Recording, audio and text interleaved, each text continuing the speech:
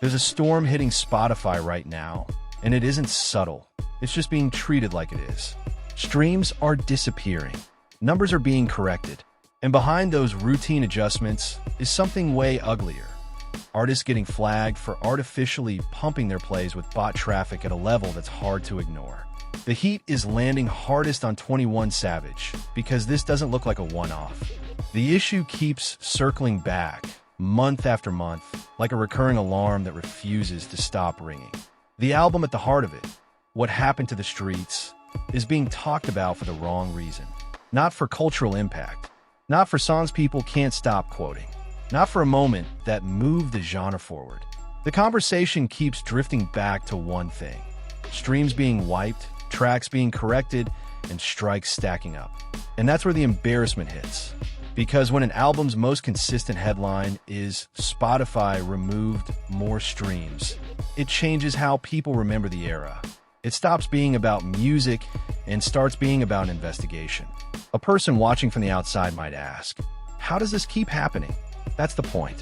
If it happens once, people argue about glitches and filters. If it happens again, back to back, it starts looking like enforcement meeting a repeated attempt to game the system.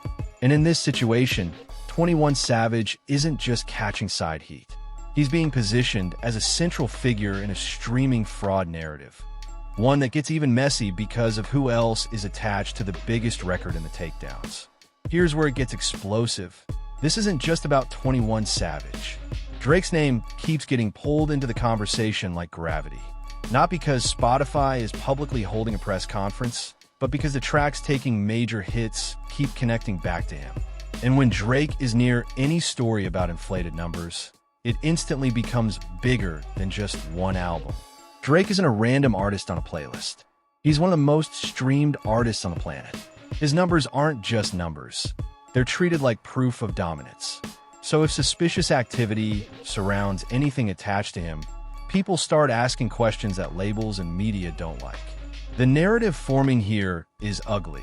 It starts looking like everyone around Drake is benefiting from suspicious streaming patterns, and it makes people wonder whether the ecosystem around him has been playing games for a long time. That's why this feels like more than gossip. If streaming manipulation is the music industry's version of performance enhancement, then this story isn't about haters. It's about integrity. It's about the possibility that major careers have been padded with artificial momentum. And the track that keeps coming up, the one that seems to absorb the most damage, doesn't just sit quietly in the background. It's basically screaming for attention through the numbers. One song keeps popping up as a league leader in these crackdowns, Mr. Recoup. That's not a small detail. When the same track repeatedly takes some of the harshest corrections, it tells a story. It suggests the system keeps finding the same fingerprints. The way these takedowns get described makes it sound like routine cleanup. But the pattern makes it feel like something bigger, an operation that keeps getting caught, corrected, and exposed, then apparently tries again. And that's where the conversation shifts from Spotify is filtering bots to someone is repeatedly risking it. Because a repeat crackdown isn't just a random storm. It's enforcement meeting behavior that continues. This also links to the broader idea of pump and dump streaming. Inflate early to create a narrative, then accept the correction later once the headline has done its job.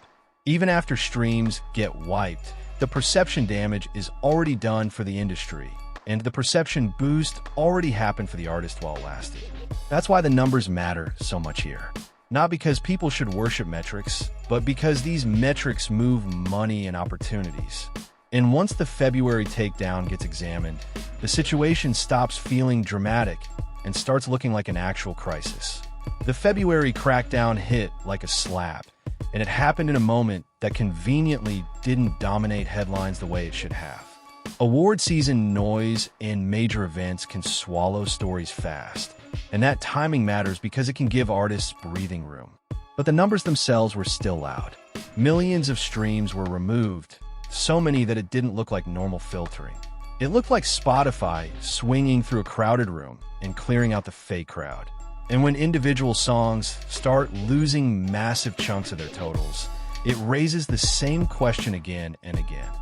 How did those streams exist in the first place? Tracks on the album were hit hard, and Mr. Recoup stood out again.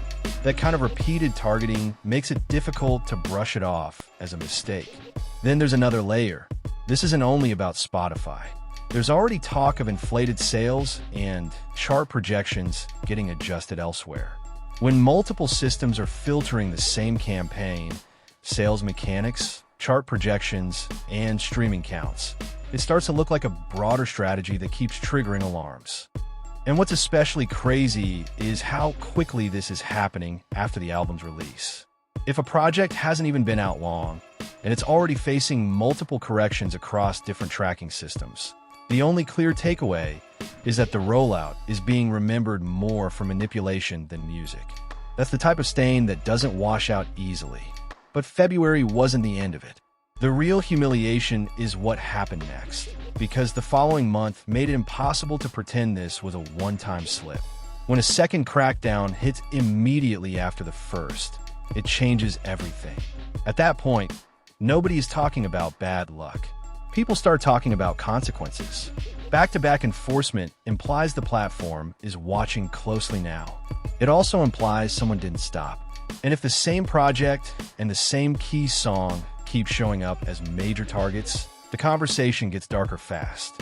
The embarrassment factor becomes unavoidable. Because if Spotify is actively filtering an artist's streams month after month, the public narrative shifts from successful album to album under suspicion. And once that label sticks, every future number gets questioned. That's what makes this dangerous for the artists involved. It isn't just about losing streams today. It's about losing trust tomorrow. It's about creating a permanent, but every time stats get posted. And then there's the strike logic. If the enforcement system works like people suspect, repeated flags can stack into real penalties. Reduced earnings, increased scrutiny, potential release restrictions. In extreme cases, the possibility of removal from certain systems, or at least serious limitations. Nobody outside the room knows the exact internal punishment structure, but it's hard to imagine a company letting repeated fraud slide without escalating consequences. And here's the scary part. If this is strike 2, then strike 3 becomes a cliff edge. The next month isn't just another month, it's a countdown. Which leads into the bigger comparison that makes this whole thing easy to understand for anyone watching.